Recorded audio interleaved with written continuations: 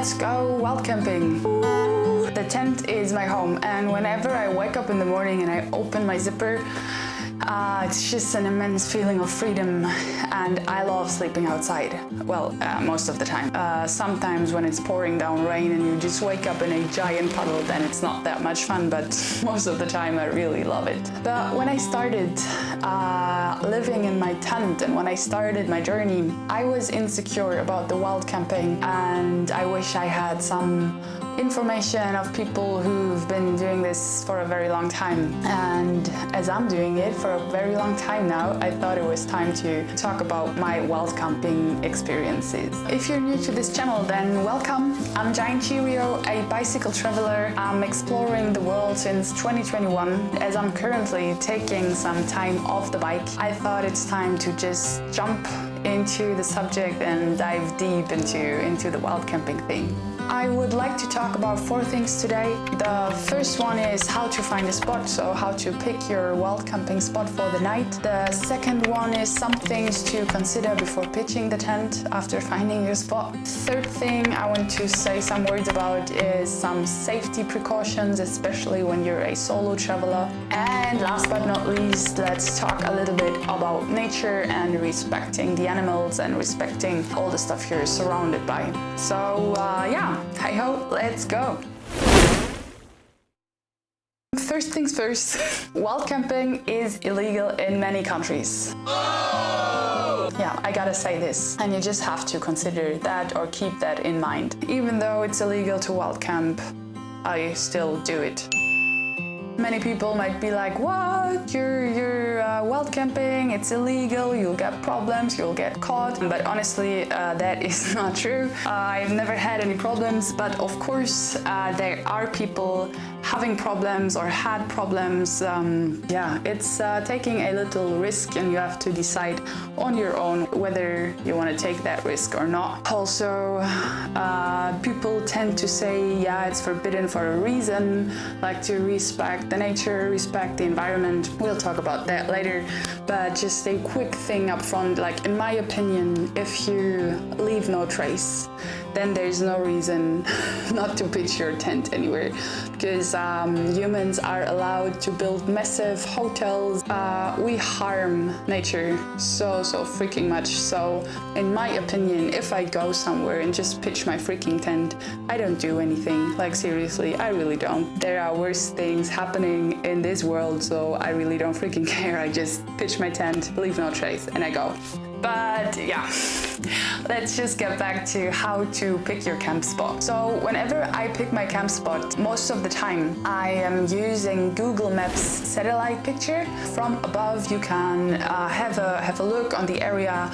You can see whether there's a forest or there's some free space in the forest, or is there a beach, is there no beach, is there access to the beach. For me, Google Maps satellite view is more than enough, and this is how I've been doing it for as I said, 2 years now. Many people also recommend the Camp for Night app. It's an app for basically for van lifers, I guess, like with free parking lots where they can just park their car for one night, and people use it for pitching their tents too. I'm not using this application because I always say I wanna pitch my tent when being alone, I wanna sleep and I wanna stay alone, and I wanna wake up and I wanna be alone. And I don't want any people like sneaking around my tent and you don't know what's happening outside. So whenever it's like a public spot or a spot many people know about, then I don't go there because I want to stay safe. And when I'm in the middle of nowhere,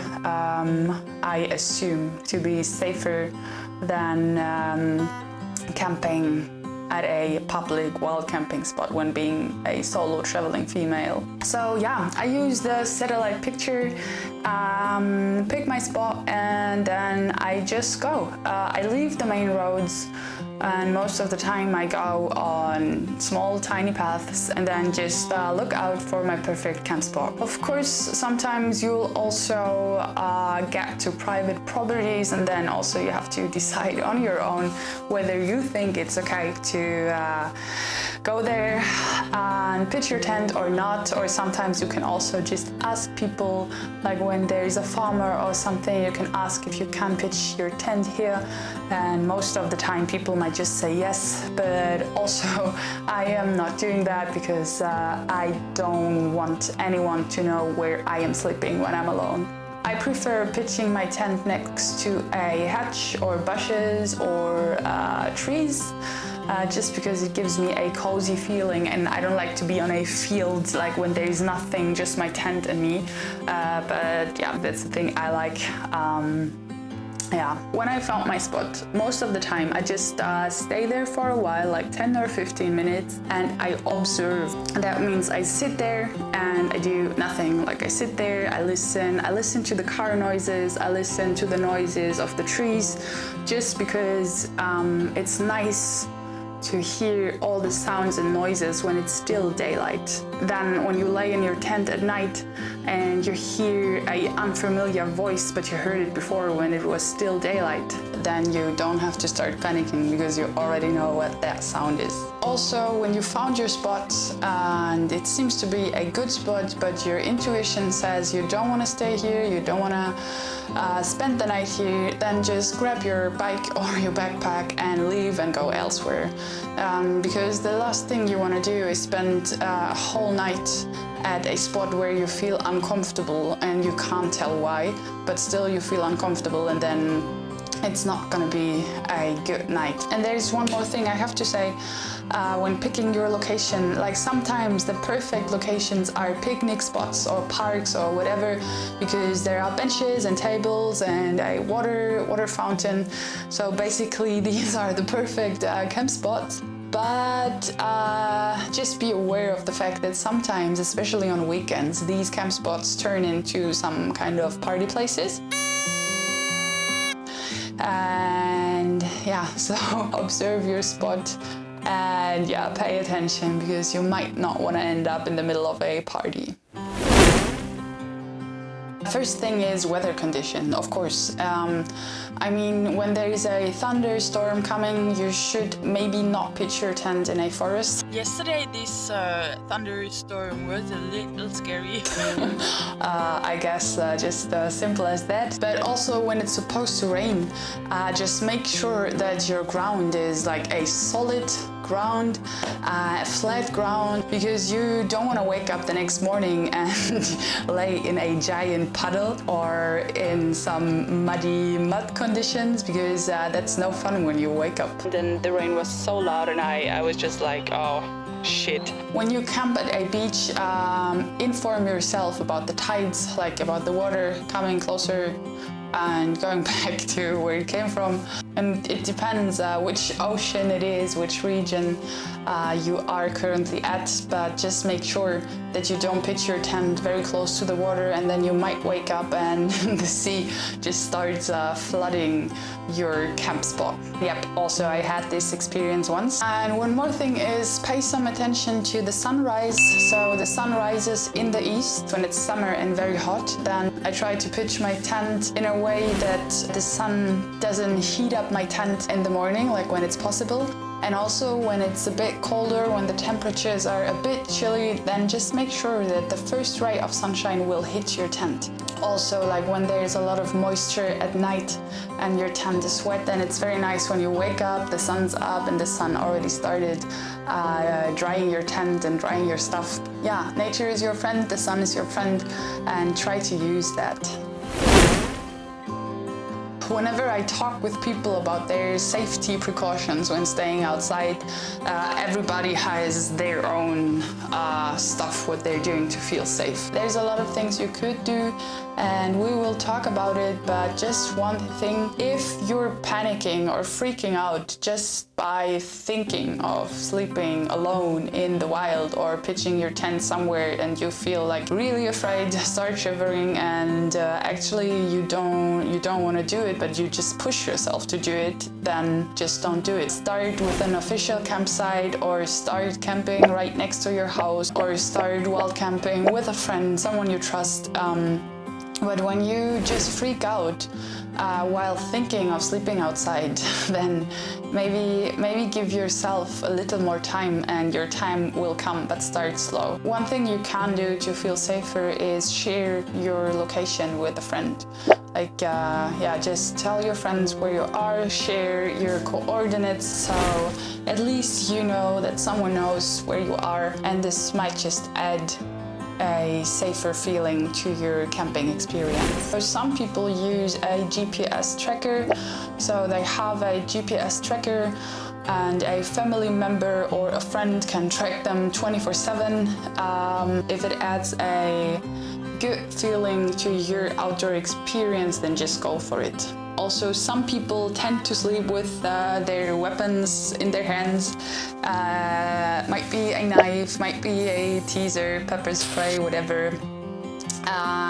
All stuff you could buy, you could get if it adds a safer feeling to your wild camping experience. But as I already said, when you're not ready, or you panic, or you feel unsafe, then you have to question your decision of sleeping outside. Maybe you really have to start another time, or just start slow, tiny steps. I always tell myself that it's more likely that something happens in the city when walking back home in the middle of the night. But seriously, what's the chance of someone waiting in the middle of nowhere for someone to pass by and pitch the tent?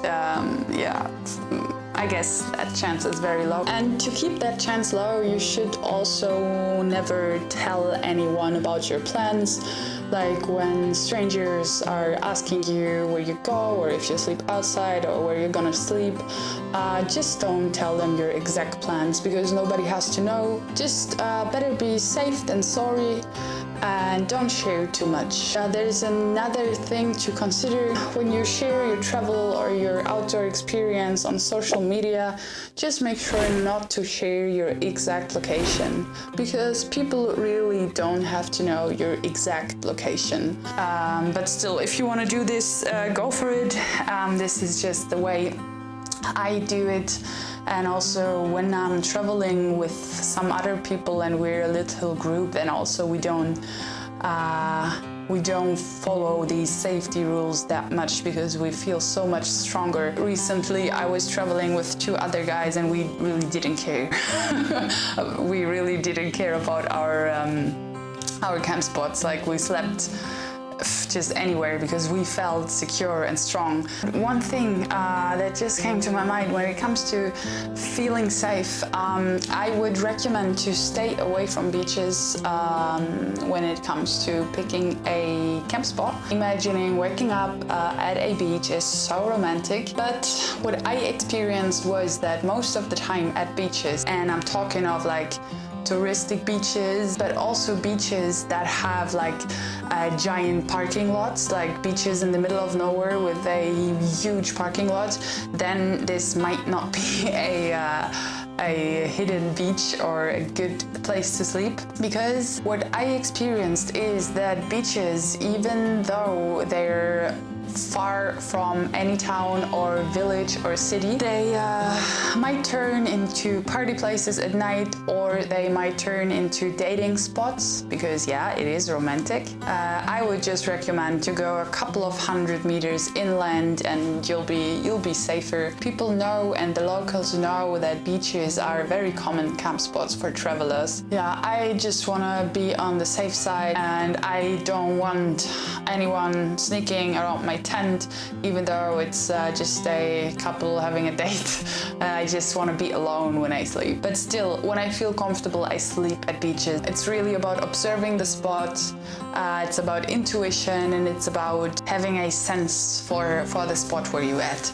And some beaches are really fine, like some off-grid beaches in the middle of freaking nowhere. You just have to be a little more careful when choosing your spot when you're traveling alone, especially as a solo female traveler. traveler. But still, I don't want to spread fear or something. I was camping for almost 2 years, and 99% of the time I didn't have any issues or something. Like 99% of the time everything was perfect and good and I was safe. Just think a little bit when choosing the spot. The last thing, respect nature, leave no trace. I think I don't have to say much about that, because I guess we're all well educated when it comes to nature, and for me it's just like yeah, it's normal to pick up my stuff, don't leave anything, so pick up your stuff, every little thing, take a trash bag with you, just make sure you leave this place as it was when you came there, and of course when there was rubbish then you can just pick that up as well. Just be a nice guest and leave no trace and you're gonna be fine, nature's gonna be fine, and yeah, nobody will ever notice that you've been there. And I guess that's it. I think that's all I wanted to share, that's all I wanted to talk about.